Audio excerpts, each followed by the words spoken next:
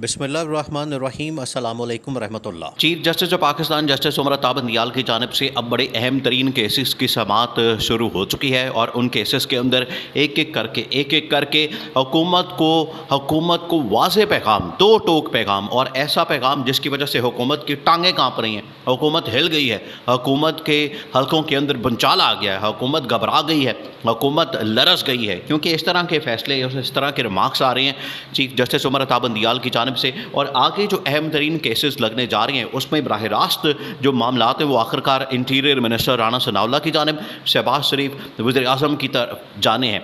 सबसे पहले तो ये जो मामला हुआ इलेक्शन के मामले के ऊपर, इलेक्शन केस के ऊपर जो अदालत की जानिब से रिमार्क सामने आए और अदालत की जानिब से जो मामलात सामने आए उसमें तो ख़ास तौर पर राना सनाउल्लाह को टारगेट किया गया, राना सनाउल्लाह को इस हवाले से पूछा गया। देखिए, आप इस मामले को समझें, इस बात को समझें।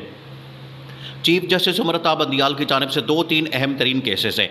एक तो ये कि जो इलेक्शन का मामला है उससे मुतल्लिक केस है, एक केस लगा हुआ है supreme court review and judgment orders का, और तीसरा केस लगा हुआ है जो ऑडियो लीक्स कमीशन का है। ऑडियो लीक्स कमीशन के अंदर सबसे पहले तो इस केस की समाअत होती है जिसके अंदर चीफ जस्टिस ने अटॉर्नी जनरल को उड़ा के रख दिया। इसका मतलब है कि हुकूमत को उड़ा के रख दिया। हुकूमत के पास अब कोई रास्ता नहीं था निकलने का, और हुकूमत किस तरह से पतली गली से निकलती, अब वो फंस गई है, बुरी तरह से फंस गई है। इन्होंने जो कार्रवाई, इन्होंने जो कोशिश, साजिश की, इन्होंने जो प्लान किया था कि हम जजेस को इन्फ्लुएंस करें, अंडर प्रेशर करें, जजेस को टारगेट करें, ताकि इन्होंने पहले प्लान आप समझें, इनकी साजिश को समझें। हुकूमत की जानिब से ये प्लान, जब ये सिलसिला देखिए, ये शुएब शाहीन जो कि सुप्रीम कोर्ट बार के वकील हैं, ज़ुबैर की जानिब से जो एक दरख्वास्त गुजार ज़ुबैर की जानिब से जो पटिशन डाली गई उसमें जो वकील हैं वो शुएब शाहीन ने इस मामले को पूरा बयान किया है, एक्सप्लेन किया, वो आप समझें।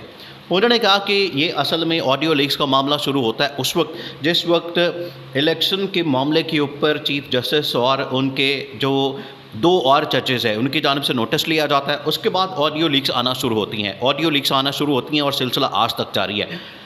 इनको क्या तकलीफ़ होती है कि जब इलेक्शन के मामले के ऊपर नोटिस लिया जाता है, इनको ये तकलीफ़ होती है कि चीफ जस्टिस नोटिस लेता है और उसका रिमार्क से पता चल जाता है कि ये तो फ़ैसला आखिरकार इमरान खान के हक़ में आना है, इस तरह से हक़ में आना है कि वो इंतखाबात करवाने के हवाले से जो आइन और कानून के अंदर डेट एक फ़िक्स है 90 डेज़ की, उसमें हुकूमत करवाना नहीं चाहती थी। इस वजह से हुकूमत को जब ये अंदाज़ा हुआ, उन्होंने रीड कर लिया कि ये तो मामलात हाथ से निकल जाने और फ़ैसला हमारे ख़िलाफ़ आ जाना है, यानी कि इंतखाबात का ऑर्डर आ जाना है, फिर हम क्या करेंगे, हम तो फंस जाएंगे।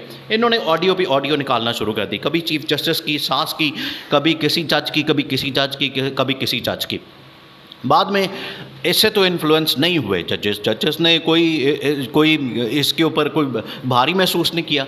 उसके बाद इनको लगा कि अब ये तो मामला बिल्कुल नहीं उनके ऊपर इन्फ्लुएंस हो रहा, ये प्रेशर जा रहा। फिर इन्होंने क्या किया, उतनी देर में फ़ैसला आ जाता है सुप्रीम कोर्ट की जानिब से कि आपने इलेक्शन करवाने पंजाब के अंदर, जो कि इमरान खान ने जो कैलकुलेशन करके पंजाब KP असम्बली रिजॉल्व की थी, इमरान खान को पता था कि इमरान खान क्या कर रहा है। आज हालांकि बात की जाती है कि इमरान खान ने ये जो असम्बलियाँ रिजॉल्व की इसकी वजह से बड़ा नुकसान हुआ, इसमें कोई ऐसी बात नहीं है। इमरान खान ने जो फ़ैसला किया था वो बड़ा ज़बरदस्त फ़ैसला था जिसके पॉजिटिव जो इमरान खान को उसका कम से कम फ़ायदा हुआ और इमरान खान को उसमें से प्रेशर बिल्डअप करने, क्योंकि हुकूमत की जानिब से ही कहा गया कि आप पंजाब और KP असम्बली डिसॉल्व कर दिए, हम अगले दिन इलेक्शन करवा देंगे।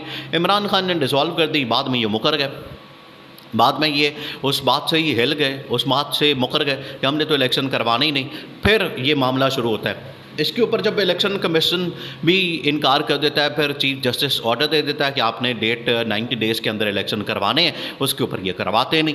फिर इनको ये लगता है कि अब इन्फ्लुएंस तो नहीं हुए जजेस, अब क्या करते हैं कि अब एक ऑडियो लीक्स कमीशन बना देते हैं और अपना एक जज जो अपकमिंग चीफ जस्टिस है, जस्टिस काजी फाइज ईसा, इनको लगता है कि अंदर कोई चपकलश है, अंदर कोई रौला है, अंदर कोई इनका आपस में इनकी बनती नहीं है, आपस में इनकी कोई ना कोई मसला है, कोई फड्डा है, तो उसको एक्सप्लॉइट करते हैं और कहते हैं कि हम एक ऑडियो लीक्स कमीशन बना देते हैं, उसके अंदर ये डाल देते हैं जस्टिस काजी फाइज ईसा को। उसके ऊपर रौला शुरू होता है। चीफ जस्टिस ने कहा कि आपने तो पूछा भी नहीं हमसे, आपने ऑडियो लीक्स कमीशन बना दिया और उसके अंदर 3 जजेस डाल दिए, जबकि जजेस सुप्रीम कोर्ट से लेना, बाकी कोर्ट से लेना, ये तो हमारी सवाबदीद है, हमारे पास इसका राइट है। हमारे पास इसका प्रोगेटिव है कि हम ये बताएंगे कि आप कौन सा जज ले सकते हैं और कौन सा जज कहाँ जाना चाहिए। फिर आपने जो ये टॉप जजेस से मुतल्लिक आपने जो छोटी कोर्ट के छोटी जो अदालत है कोर्ट है उसके आपने जजेस डाल दिए। एक तो इस्लामाबाद हाई कोर्ट का, दूसरा बलूचिस्तान हाई कोर्ट का चीफ जस्टिस। तो ये किस तरह से सुन सकते हैं हमारे खिलाफ केसेस? तो ये बदनीति साफ आपकी लगती है। दूसरा ये कि चीफ जस्टिस ने कहा कि राणा सनाउल्लाह कैसे प्रेस कॉन्फ्रेंस कर सकता है इस मामले के ऊपर, और ऑडियो लीक्स वो साबित कर रहा है कि ये बिल्कुल ठीक है, ये बिल्कुल सही है, और उसको कह रहा है कि ये ऑथेंटिक है। राणा सनाउल्लाह को तो उसी दिन ही इस्तीफ़ा दे देना चाहिए था, राणा सनाउल्लाह को तो उसी दिन ही मुस्ताफ़ी हो जाना चाहिए था, या कम से कम कैबिनेट को चाहिए था कि उससे इस्तीफ़ा ले लेते। तो ये कैबिनेट मिल के, ये सारे रल मिल के, या आप हमारे खिलाफ गेमें खेल रहे हैं, तो ये चीफ जस्टिस ने उड़ा के रख दिया।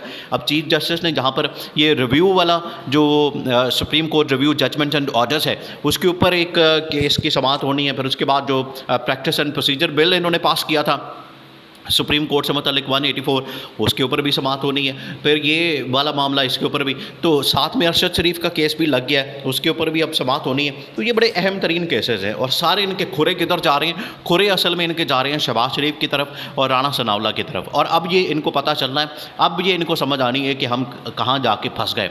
जो इन्होंने चीफ जस्टिस जजेस के ख़िलाफ़ जो इन्होंने सारी साजिश करके एक पूरा मामला खड़ा करने की कोशिश की ताकि हम इस किसी तरह से जजेस को कंट्रोल कर लें, लेकिन जजेस तो कंट्रोल नहीं हो सकते। उसकी वजह ये है कि जजेस तो आइन और कानून के मुताबिक काम करते हैं।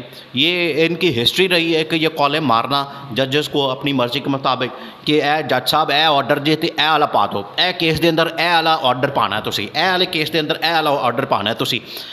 तो ये शहबाज शरीफ की ऑडियो रिकॉर्ड के ऊपर मौजूद है, रिकॉर्ड के ऊपर है, हर जगह के ऊपर है कि वो जज को क्या, चीफ जस्टिस को क्या बातें करते थे और क्या कहते थे कि आपने कल जो फैसला आना है उसमें आपने ये फ़ैसला देना है। तो ये इनका रिकॉर्ड है।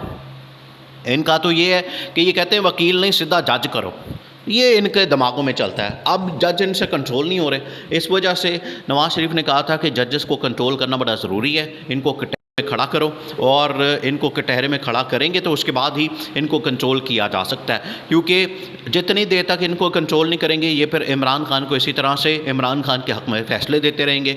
ये जो इमरान खान के हक़ में फ़ैसले में बात करते हैं, असल में वो आइन और कानून के हक़ में फ़ैसले आते हैं, आइन और कानून के मुताबिक फ़ैसले आते हैं, लेकिन इनको लगता है कि ये इनके ख़िलाफ़ आ रहे हैं।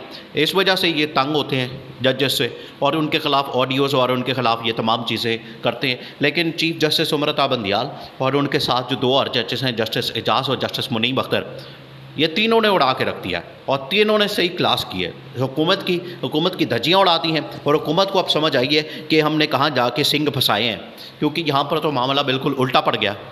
अब ये सारी नाअहली और फिर उसके बाद आगे डिस्क्वालिफिकेशन राणा सनाउल्लाह, वज़ीर ख़जाना ख्वाजा आसिफ और शहबाज शरीफ सबकी होनी है, क्योंकि सब ने इस पूरे मामले के अंदर लपेट में आना है।